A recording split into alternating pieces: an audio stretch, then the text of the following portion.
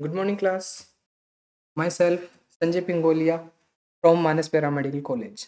Today's topic is G6PD. So, full form of G6PD, glucose 6 phosphate dehydrogenase. First of all आप सभी को ये पता होना चाहिए कि G6PD होता क्या है। देखो, वन वर्ड के अंदर अगर आप बात करें तो G6PD एक ऐसा एंजाइम है जो आरबीसी की सरफेस पे प्रेजेंट होता है और वो प्रोटेक्ट करता है किसको, आरबीसी को, बाहर से कोई भी पैथोजन या फिर बाहर से कोई भी एंटर करे उसको। तो इसके अपन इंट्रोडक्शन की बात करते हैं। G6PD is a enzyme which is responsible for formation of RBC. RBC के फॉर्मेशन में रेस्पॉन्सिबल होती है G6PD enzyme, as well as it regulate the normal function of RBC. RBC के नॉर्मल फंक्शंस को भी रेगुलेट करने में हेल्प करता है अपना G6PD एंजाइम। ओके, आपने डायग्राम में देखा होगा ये G6PD एंजाइम्स होते हैं जो किस में हेल्प कर रहे हैं, आरबीसी मेम्ब्रेन को हेल्प कर रहे हैं बनाने में। ओके, अगर आपकी G6PD की डेफिशिएंसी हो जाती है तो यहाँ पे ये देखो एरिथ्रोसाइट की जो मोर्फोलॉजी पूरी तरीके से चेंज हो चुकी है। इसमें देखो शॉर्ट एंड लाइफ स्पेन आपको देखने को मिलेगा। नेक्स्ट बात करते हैं पर्पस की। पर्पस क्या है अपना G6PD डेफिशिएंसी डिटेक्ट करने का? To diagnose G6PD deficiency in patients. अगर किसी पेशेंट में G6PD की डेफिशिएंसी है तो उसको डिटेक्ट करने के लिए अपन G6PD कर सकते हैं। नेक्स्ट है to measure the presence and absence of G6PD in patient और ब्लड। ठीक, किसी पेशेंट के ब्लड में उसकी आरबीसीज के अंदर उसका प्रेजेंस और एब्सेंस पता लगाना है कि उसकी आरबीसीज पे G6PD प्रेजेंट है या फिर नहीं है, उसको मेजर करने के लिए भी अपन G6PD कर सकते हैं। नेक्स्ट है to diagnose haemolytic anaemia and neonatal jaundice. कि जो haemolytic anaemia and neonatal jaundice जो डिजीज होती है उसको डायग्नोस करने के लिए भी G6PD आपको हेल्प करेगा डायग्नोस करने। नेक्स्ट है इसके अगर अपन मेथड की बात करें तो विजुअल मेथड है। अगर अपन नॉर्मल बात सम बोले तो अपनी सारी चीज़ें देखने को मिलता है।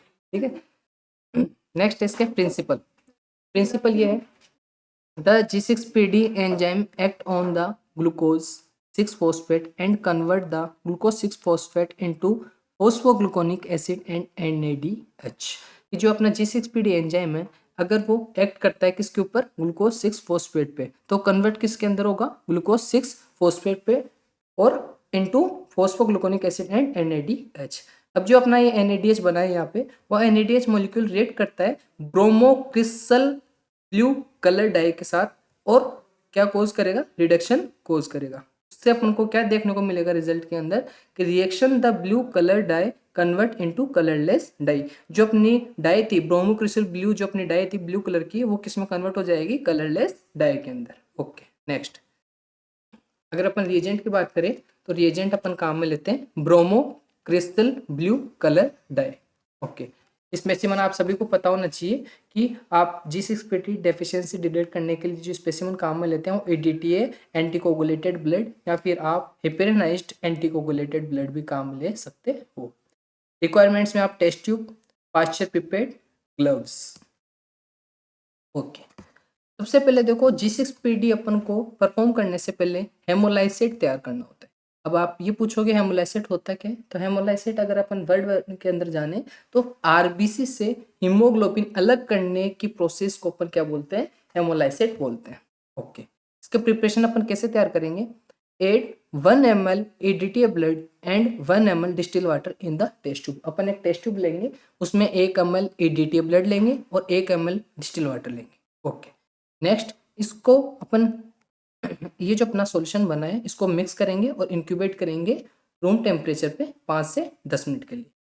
ये जो अपना सॉल्यूशन तैयार हुआ है इसी को अपन क्या बोलेंगे, हेमोलाइसेट सैंपल। ओके, यहाँ पे अपना तैयार हो चुका है, आरबीसी से हीमोग्लोबिन अलग हो चुकी है, अपन को केवल आरबीसी मिल चुकी है। इसका प्रोसीजर क्या है देखो ये प्रोसीजर मैं आपको बताने वाला हूँ G6PD। Take a test tube and 1 ml of haemolysate sample. अपन एक टेस्ट ट्यूब लेंगे, उसमें 1 ml हेमोलाइसेट सैंपल लेंगे जो कि अपन ने यहाँ पे बनाया है। उसके बाद add 0.5 ml bromo crystal blue colour dye and wait for 1 to 2 minutes. इसके अंदर अपन 0.5 ml bromo crystal blue dye add करेंगे और वेट करेंगे 1 से 2 मिनट के लिए। 1 से 2 मिनट बाद अपन ऑब्जर्व करेंगे कलर को इसका सॉल्यूशन का जो कलर होगा उसको अपन ऑब्जर्व करेंगे और डिटेक्ट करेंगे कि इसमें G6PD प्रेजेंस है या फिर एब्सेंट है।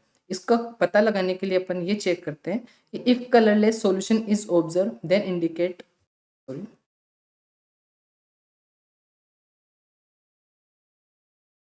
if colorless solution is observed then it indicate the presence of G6PD enzyme. अगर आपका वेट करने के बाद जो सॉल्यूशन अगर कलरलेस आ रहा है तो ये किस चीज को इंडिकेट कर रहा है कि आपका G6PD उस पर प्रेजेंट है। देखो इसमें लिखा रखा है मैंने ऑब्जर्वेशन में कि जो पॉजिटिव रिजल्ट है, if the blue colour solution is converted into colourless solution then it indicate the patient RBCs have G6PD enzyme. आप सभी को पता है जो ब्लू कलर का सॉल्यूशन था वो अगर कन्वर्ट हो गया कलरलेस के सॉल्यूशन के अंदर तो किस चीज को इंडिकेट कर रहा है कि पेशेंट के आरबीसीज पे अपना G6PD एंजाइम प्रेजेंट है जो कि नॉर्मल है।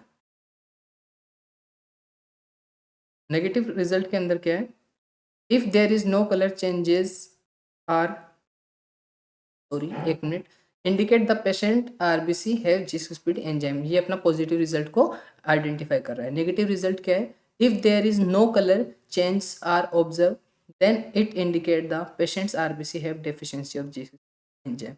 अगर कोई कलर चेंजेस नहीं हो रहा है वेट करने के बाद तो वो आप बोल सकते हो किस चीज़ को इंडिकेट कर रहा है कि पेशेंट्स की आरबीसी के अंदर G6PD की डेफिशिएंसी